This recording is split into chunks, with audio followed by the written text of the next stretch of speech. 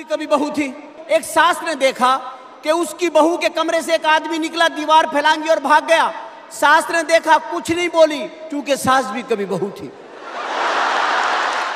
Germany से उमर शरीफ से मुतालिक अहम खबरें मौसूल हुई हैं, जिसमें बताया गया है कि उमर शरीफ का अब से कुछ देर पहले नमाज जनाजा अदा कर दिया गया है, जिसमें पाकिस्तानी कम्युनिटी बड़ी तादाद में शरीक हुई। ताहाल उमर शरीफ की मैयत को पाकिस्तान भेजने के हवाले से कोई पेशरफ्त नहीं हो सकी, जिसकी वजह से मामलात इल्तिवा का शिकार हो चुके हैं। उमर शरीफ के हवाले से मजीद क्या खबरें मौसूल हुई हैं, ये सब कुछ हम बताएंगे आज की इस वीडियो में।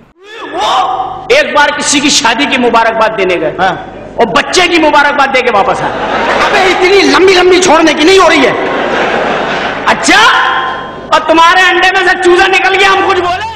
उमर शरीफ के इंतकाल के बाद उनकी मैयत और अहले खाना जर्मनी में मुकीम हैं। उनकी वापसी के हवाले से मीडिया पर कोई भी इत्तलात सामने नहीं आ रही, जिसकी वजह से पाकिस्तान में मौजूद उनके मद्दाह बेचैनी का शिकार थे और ये जानने की कश्मकश में मुब्तला थे कि उमर शरीफ की मैयत पाकिस्तान लाई जाएगी या फिर उन्हें जर्मनी में सुपुर्दे खाक किया जाएगा, क्योंकि जर्मनी के कवानीन के मुताबिक डॉक्टर्स अगर जर्मनी में दफनाने की तजवीज़ दें तो फिर हुकूमत इस पर अमल करती है। ताहम उमर शरीफ के मद्दाहों की बेचैनी उस वक्त खत्म हुई जब उमर शरीफ की अहलिया जरी गजल की जानिब से उमर शरीफ की मैयत और उनके पाकिस्तान वापसी के मुतालिक मालूमात शेयर की गयी, जिसमें बताया गया कि उमर शरीफ का इंतकाल हफ्ते के दिन हुआ था, जबकि जर्मनी में हफ्ते और इतवार की छुट्टी होती है, जिसकी वजह से उमर शरीफ की मैयत को क्लियर नहीं किया जा सका। ताहम पीर के दिन डॉक्टर्स की जानिब से मैयत का मुआयना करने के बाद उसे क्लियर करके डेथ सर्टिफिकेट दे दिया गया, जिसके बाद उमर शरीफ का जस्दे खाकी उनके अहले खाना और सफारती अमले के हवाले कर दिया गया। एक दिन से ज्यादा वक्त गुजर जाने के बाद उमर शरीफ को जर्मनी में मौजूद पाकिस्तानी कम्युनिटी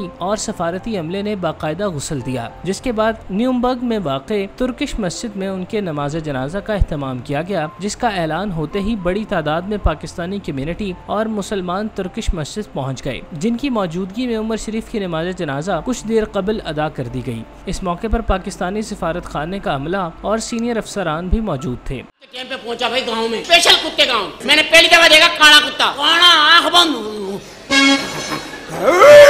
मैंने क्या किया, जिधर की उसकी आंख बंद थी ना, उधर से निकल गया। मैं कहा भौंकता है।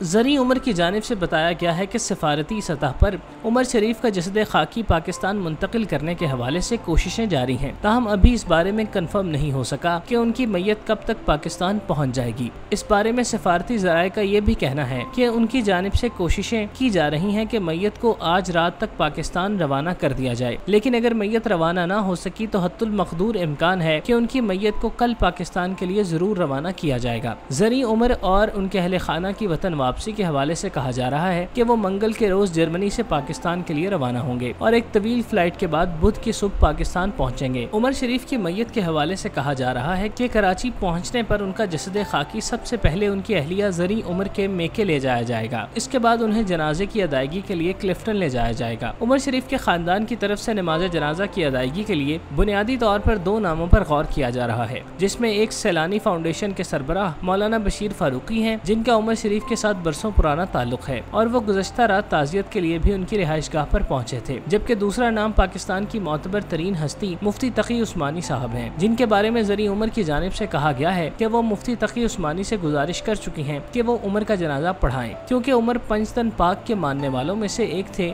उमर शरीफ की वसीयत के मुताबिक उन्हें अब्दुल्ला शाह गाजी के पहलू में दफन करने के हवाले से सिंध हुकूमत ने न सिर्फ उनकी दरखास्त कबूल की बल्कि इस हवाले से इंतजाम भी शुरू किए।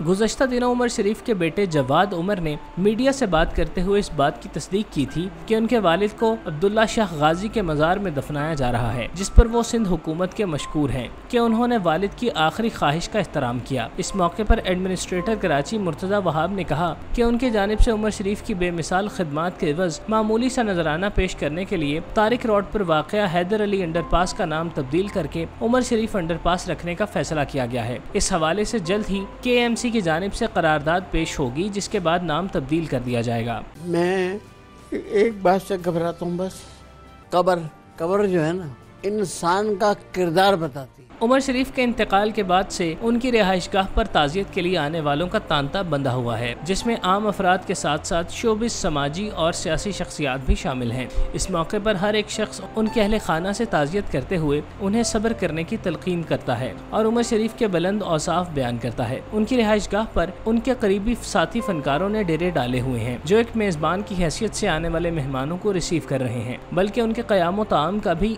इंतजाम संभाले हुए हैं। उमर शरीफ की वफात से न सिर्फ पूरा इलाका, शहर बल्कि पाकिस्तान सोग में डूबा हुआ है। हर जबान पर उनका जिक्र है, हर आंख में उनकी जुदाई का गम है। उनके साथ काम करने वाला हर फनकार उनकी जुदाई पर यूं आंसू बहाता दिखाई दे रहा है जैसे उसका बहुत करीबी इस दुनिया से चला गया। और इस बात में कोई शक नहीं कि उमर शरीफ हम सब के दिल में इस तरह बसते थे कि उनके जाने का गम हम सबको इस तरह से महसूस हो रहा है जैसे घर का कोई फर्द दुनिया से रुखसत हो गया हो। उमर शरीफ हमारे दिलों में बसते थे और हमारा फख्र थे। उन्होंने पाकिस्तान को मुश्किल तरीन हालात में अपनी कॉमेडी से महसूस किया और गमजदा परेशान पाकिस्तानियों के चेहरों पर मुस्कुराहटें बखेरी। उन्होंने अपनी पूरी जिंदगी कॉमेडी के लिए वक्फ कर दी और दुनिया को सारी जिंदगी हंसाते हंसाते ऐन आखिर वक्त में रोता हुआ छोड़कर चले गए। उमर शरीफ की याद में बहने वाले आंसू एक वक्त बाद सूख जाएंगे, लेकिन उनके गम से निढाल दिलों को करार मिलने में काफी वक्त लग जाएगा। उमर शरीफ के जाने से बिलाशुबा हमने एक मोहसिन खो दिया, जिसने सिर्फ और सिर्फ पाकिस्तान और पाकिस्तानियत की बात की और पाकिस्तान का नाम, वक़ार और उसकी पहचान बनाने में अहम किरदार अदा किया। वतन के इस अजीम सपूत को रहती दुनिया तक शानदार फनी खिदमात के बायस सराहा जाता रहेगा। अल्लाह पाक उमर शरीफ के दर्जात बुलंद करे और उनकी अगले मंजिलें आसान फरमाए,